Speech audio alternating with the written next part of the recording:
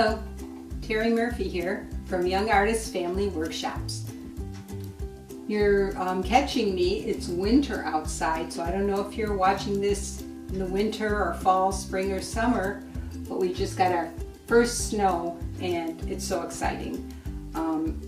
Anyway, in the midst of winter, I'd like to surround myself with color, and I chose this to inspire me during these dark days of winter.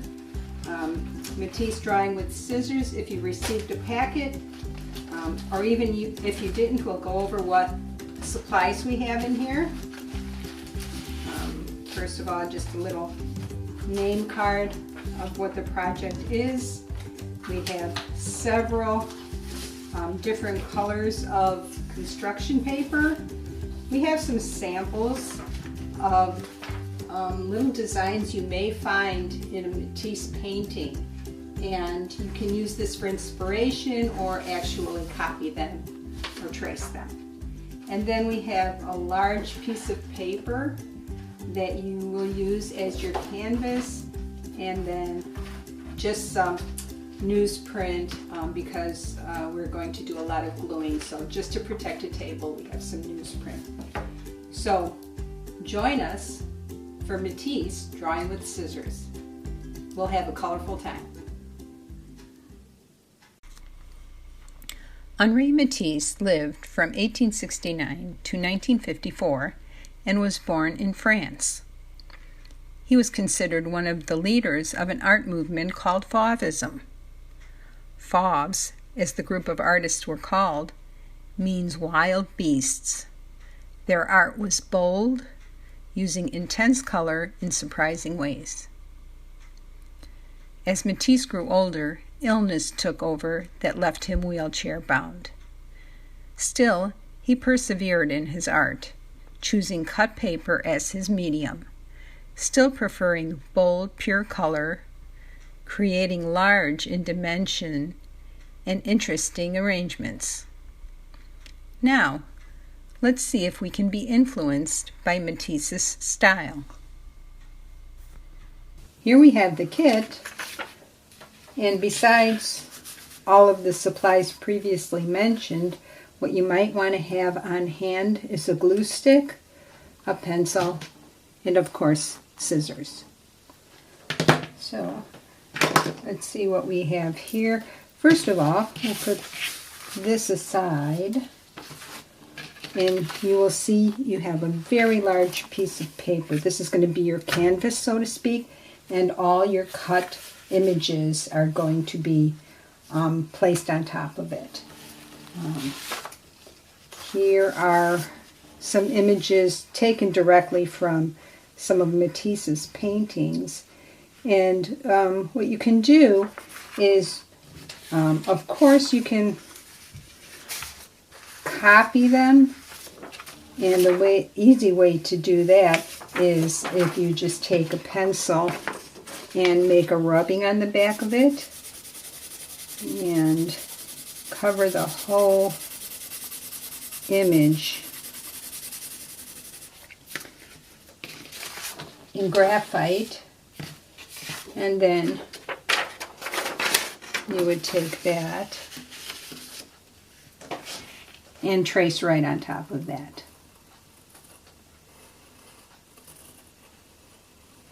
And press down rather hard so the image can come through. And then, I don't know if you could see that, but you would cut right on top of that, and you can make several images that way. Another thing you can do is just trace right on top. So let's take this image, for instance. And the nice thing about tracing yourself is you don't have to make it this size. You can make it much bigger. So I'm going to start and just pick any random point. Let's pick right here and just begin drawing. Now, I like doing this because it requires you to really look at things and interpret them in drawing. which is a very valuable skill to have if you're going to be an artist. And it doesn't have to be perfect, it just has to be sort of what you're seeing. So here once again is something I could use for the finished piece, but it is much bigger than the original. So let us, one other thing I wanted to mention is if you have samples of Matisse's drawings, you can keep them in front of you, his cut paper artwork, and that can help with inspiration or color choices or patterns or seeing how he lays things out. Also, you can just do it from your imagination. So let's get on with that. Right now what I'm going to do is cut a bunch of images out. Not really have a plan too much about what I'm going to glue down here, but have a lot of options in front of me. Some we'll use, some we won't use. And I'm going to try and cover up a lot of this white paper, especially this seam here, with some of my larger pieces, and you know, glue on top of that. So we'll be back in a moment to show you what comes of that. This is the fun part. So coming back to say, if you look at some of Matisse's work, you can see that he uses backgrounds of color that are mostly square or rectangular. So these sheets that came into the kit, I'm going to leave in their full size.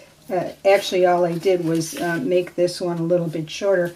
I haven't glued them down yet, but I like this composition. It's nice and simple. In some instances, I'm leaving a border. In some instances, I am just going all the way to the edge of the paper. And then you can actually turn it around. Whatever you do, you don't have to copy what I'm doing, but you can turn it around and see which composition you're going to use and which one appeals to you the most. And I think for my purposes, although you're free to change your mind about anything until you glue it down, is I'm going to use this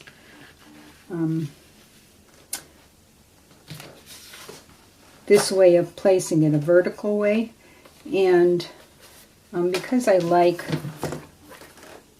this piece of his with a really bold figure, I am going to use some kind of black figure. I haven't even decided what yet, but that's going to be my basic. And so let's come back in a little while after I have some of this glued down. Now to make this figure, you can just start cutting if you're very brave and just cut out a very simple figure. If you look at some of his style, I mean, no features, no fingers, it's just the basic outline of the human form.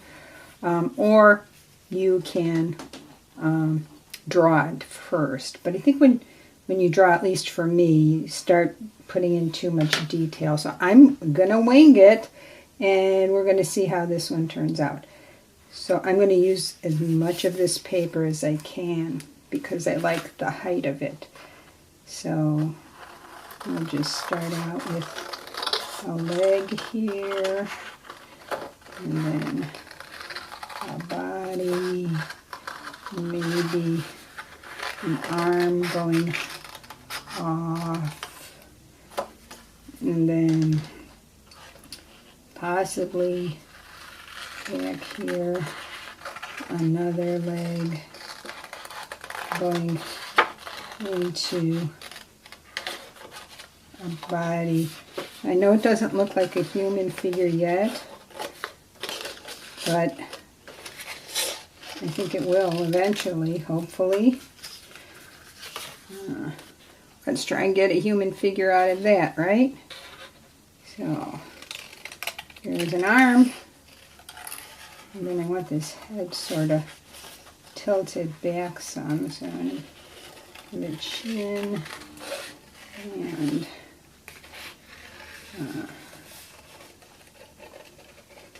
there we go, neck, and then go back into this arm right there, something like that. I feel like we're almost a surgeon doing amputations. So let's give some weight. Even though I didn't do a foot, I sort of gave a weight to the bottom of the figure. Just like big figured people. So I'm giving sort of a big figure here. And then maybe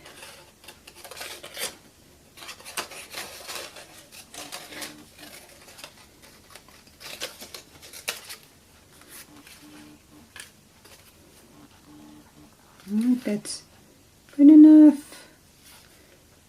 So as you can see, I still have my figure here, and I cut out a lot of shapes from different colors of construction paper. Going back to this, I like this figure, but I think it is too small for this big space of paper. And you know, there's not much I can do to make this bigger, but I'm going to show you a little trick that both artists and photographers use. So if you ever saw an artist, you know, do sort of this thing with their, well, actually this thing with their fingers when they're looking at something and move their fingers around, that's because they're cropping an image. And so what I am going to do for this to appear larger is to cut off some of this paper. So I think like if I cut off about that much, you know, the figure will just appear larger because there's a smaller space around it.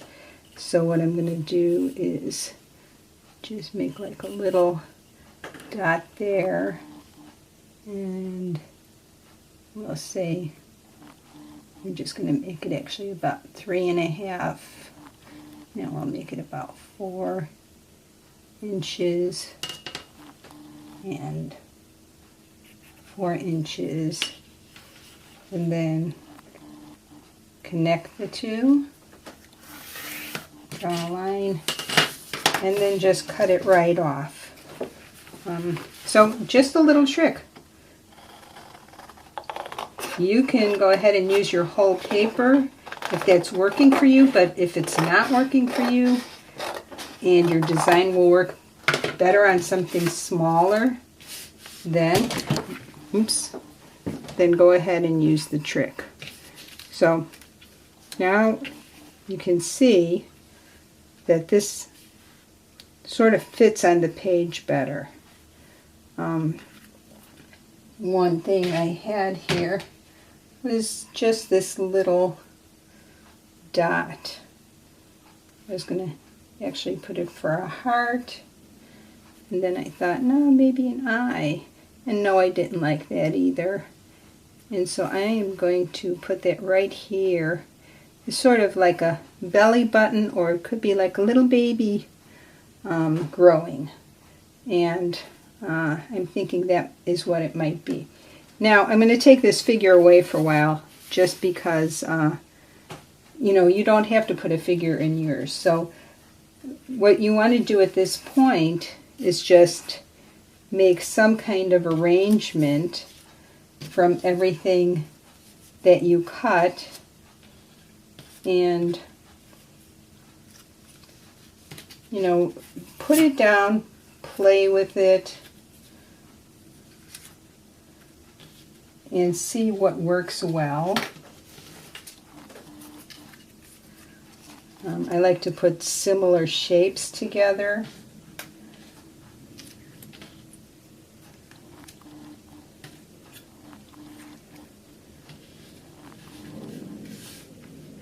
And just because you put it down doesn't mean things have to stay where they are. But what you're trying to do here is make some kind of flow. So you're using either colors to make sense of it or shape to make sense of it. And,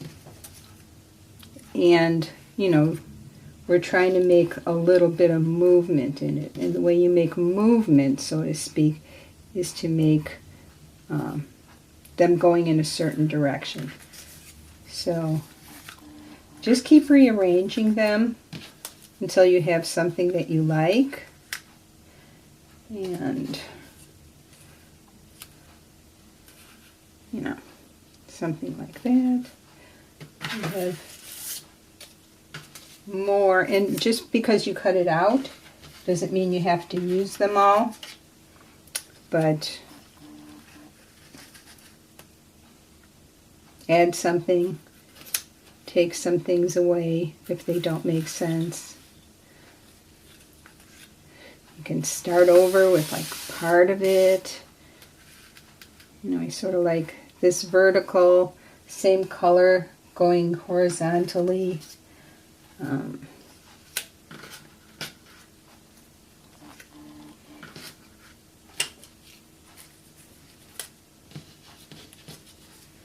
So when you get something that you like, then that's the time that you go and start using your glue stick to glue them down. So right now what I'm going to do is bring my figure back and come up with something that I like. And hopefully we can all go forward with this and do a Matisse style of painting or drawing. So I'll come back and we'll see what happens.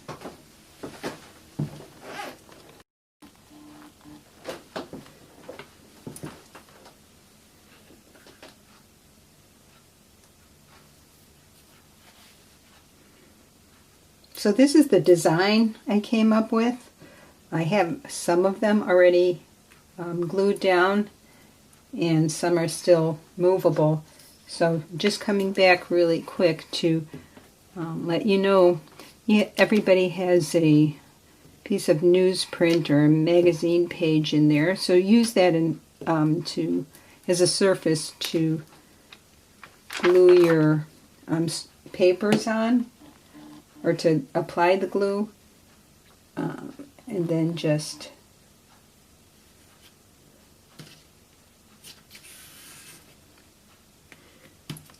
put it on your picture. As long as you're confident that you like the way it looks as far as design go, then just feel free to start gluing down.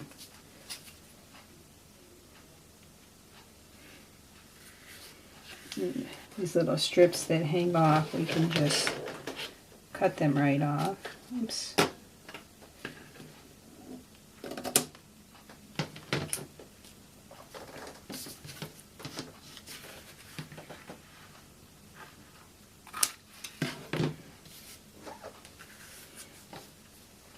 So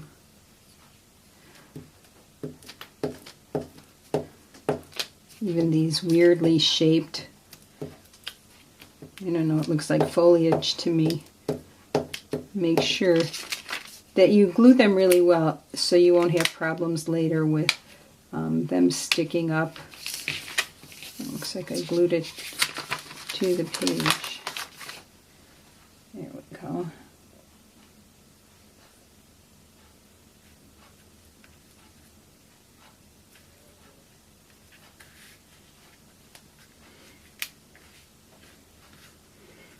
And then this may be what it looks like, or I may move things around a little bit more, but we'll come back and show you the finished piece. Well, that was a fun time with Matisse-inspired cutouts. This is the finished piece. How did yours turn out? It took so long for me to do this that my dog fell asleep. She got bored. Anyway, I'm glad you can join me for Young Artists Family Workshops and hope to see you again in the future. This is just the thing I needed for this dark winter day. We'll see you again.